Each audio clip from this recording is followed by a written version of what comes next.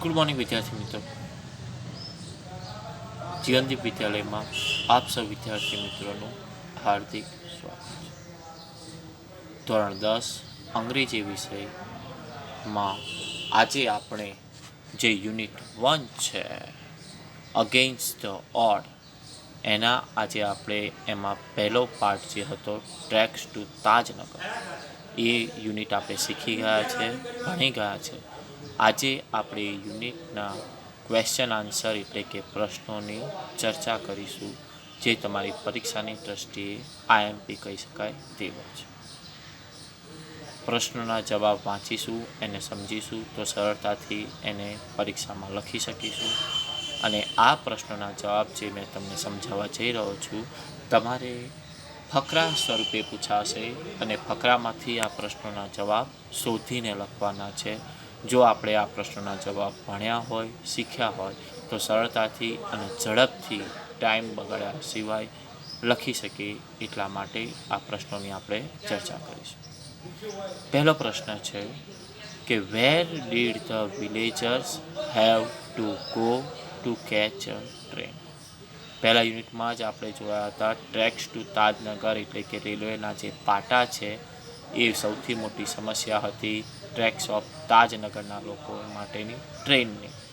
તો પહેલો પ્રશ્ન આપણને કહેવા જઈ રહ્યો છે કે વેર ડીડ ધ વિલેજર્સ, વેર એટલે કે ક્યાં, ડીડ ધ વિલેજર્સ એટલે કે તાજનગરના જે વિલેજર્સ એટલે કે ગામના લોકો છે, હેવ ટુ ગો, ગો એટલે કે જવું પડતું હતું, ટુ કેચ, કેચ એટલે કે પકડવા માટે, બેસવા માટે, અ ટ્રેન એટલે કે આગગાડી કહેવાય કે છૂક ગાડી કે જે કંઈ પણ કહી છે ટ્રેન, કે તાજનગરના જે ગામના લોકો હતા તેમને ગો એટલે કે જવું પડતું હતું, કેચ અ ટ્રેન, ટ્રેન પકડવા માટે ક્યાં જવું પડતું હતું. ફરી એકવાર પ્રશ્ન સમજીએ કે where did the villagers have to go two catch a train એટલે કે તાજનગરના જે ગામના લોકો છે એ લોકોને ટ્રેન પકડવા માટે ક્યાં જવું પડતું હતું. જવાબ છે એનો ધ વિલેજર્સ હેડ કે ગામના લોકોને હેડ ટુ ગો, ગો એટલે કે જવું પડતું હતું, ટુ હાલીમંડી ઓર પટલી, કે તાજનગરથી હાલીમંડી નજીકનું ગામ છે, ઓર પાટલી એટલે કે પાટલી છે, two catch a train, catch એટલે કે પકડવા માટે, અ ટ્રેન એટલે કે ટ્રેન, એટલે કે ગામના લોકોને ટ્રેન પકડવા માટે કાં તો હાલીમંડી જવું પડતું હતું, કાં તો પટલી જવું પડતું હતું ટ્રેનમાં બેસવા માટે. The villagers had to go to Halimandi or Patli to catch a train. બીજો પ્રશ્ન છે how far are Halimandi and Patli from Tajnagar, કે તાજનગરના જે લોકો હતા તાજનગરથી હાઉ ફાર એટલે કે કેટલું દૂર, આર હાલીમંડી ઓર પટલી કે આ હાલીમંડી અને પટલી કેટલું દૂર હતા. કે હાલીમંડી જવું હોય તો કેટલા કિલોમીટર થાય, પટલી જવું હોય તો કેટલા કિલોમીટર થાય ફ્રોમ તાજનગર, કે તાજનગરથી હાલીમંડી અને પટલી ટ્રેન પકડવા જવું હોય તો તે કેટલું દૂર હતું.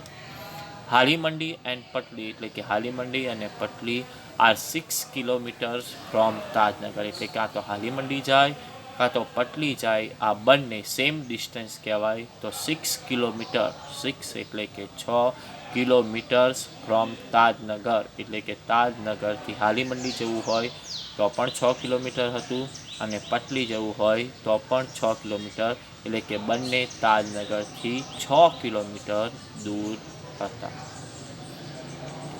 Y did the villagers think, why એટલે કે શા માટે, ડીડ ધ વિલેજર્સ એટલે કે તાજનગરના લોકો, થિંક એટલે કે વિચારતા હતા, that they should have a station in their village, કે તાજનગર ગામના લોકો થિંક એટલે કે શા માટે એવું વિચારતા હતા કે ધે શુડ એટલે કે હોવું જોઈએ, અ સ્ટેશન ઇન ધેર વિલેજ એટલે કે railway station, in their village એટલે કે અમારા ગામમાં રેલવે સ્ટેશન હોવું જોઈએ, એવું ગામના લોકો શા માટે વિચારતા હતા. કે શેના કારણે ગામના લોકો એવું વિચારતા હતા કે અમારા ગામમાં પણ રેલવે સ્ટેશન હોવું જોઈએ. ધ વિલેજર્સ એટલે કે ગામના લોકો થોટ એટલે કે વિચારતા હતા ધેટ ધે શુડ એટલે કે તેમના ગામમાં શુડ હેવ અ સ્ટેશન એટલે કે railway station in their village એટલે કે અમારા ગામમાં રેલવે સ્ટેશન હોવું જોઈએ. બીકોઝ એટલે કે કારણ કે the railway line pass through the village.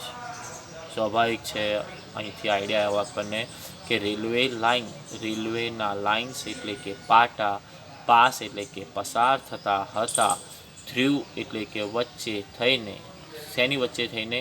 The village, village એટલે કે ગામમાંથી ઓલરેડી રેલવેના પાટા પસાર થઈ ગયા હતા, પણ રેલવે સ્ટેશન હતું નહીં.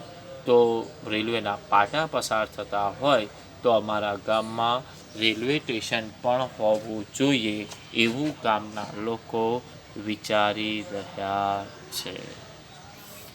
કે રેલ પકડવા માટે, ટ્રેન પકડવા માટે હાલીમંડી જવું પડે છે અથવા પાટલી જવું પડે છે, પણ એમના ગામમાં ઓલરેડી રેલવેના પાટા પસાર થઈ રહ્યા છે, તો શા માટે ત્યાં જવું પડે?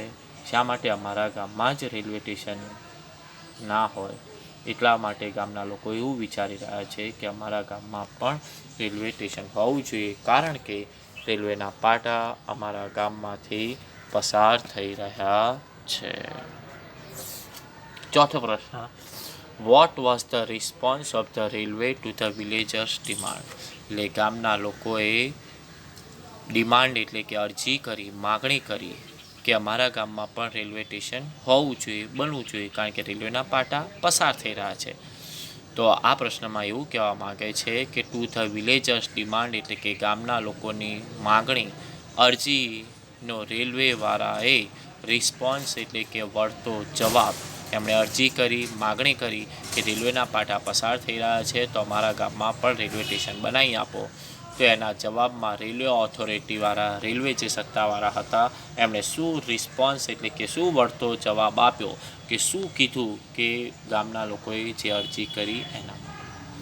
ધ રેલવે ટોલ્ડ ધ એટલે કે રેલવેના જે અધિકારીઓ છે, રેલવેનું જે ખાતું છે, એમણે ટોલ્ડ એટલે કે કીધું, ધ વિલેજર્સ એટલે કે ગામના લોકોને કીધું કે that they did not have a fund, કે તેમની પાસે ડીડ નોટ એટલે કે નથી, હેવ અ ફંડ, ફંડ એટલે કે પૈસા નથી, ટુ બિલ્ડ એટલે કે બનાવવા માટે, a railway station in their village, a railway station બનાવવા માટે અમારી પાસે નોટ હેવ અ ફંડ એટલે કે પૈસા નથી, ઇન ધેર વિલેજ એટલે કે તમારા ગામમાં રેલવે સ્ટેશન બનાવવા માટે, did not have a funds એટલે કે અમારી પાસે પૈસા નથી. ફરી એક વાર જોઈએ, the railway told the villagers that they did not have a funds to build a railway station in their village.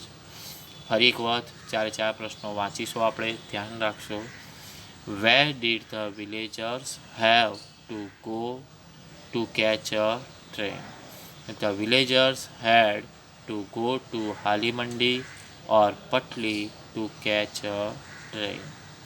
How far are Halimandi and Patli from Tajnagar?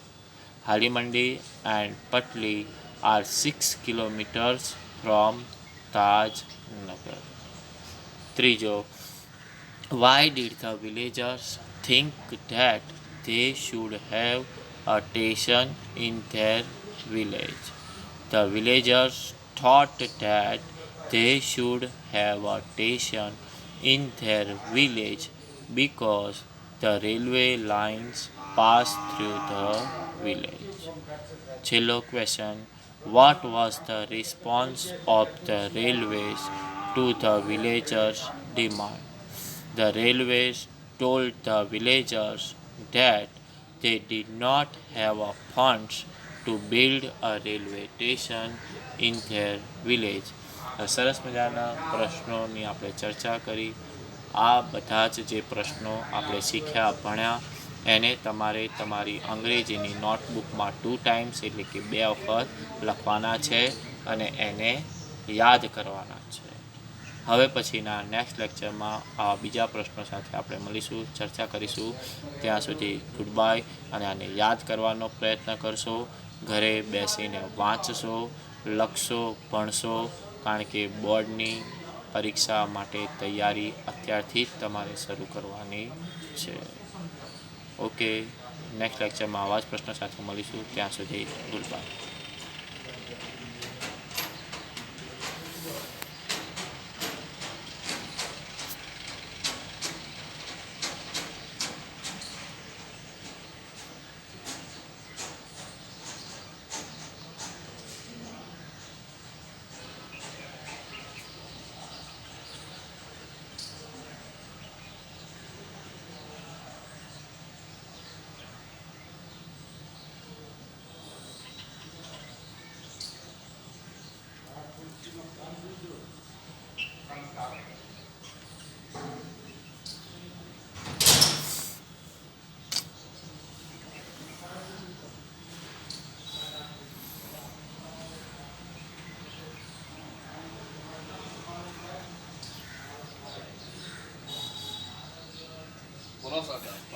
હો, 2 તો બનાવ્યા. હજી મેં ગણતરી છે બનાવી દો બીજા 1-2.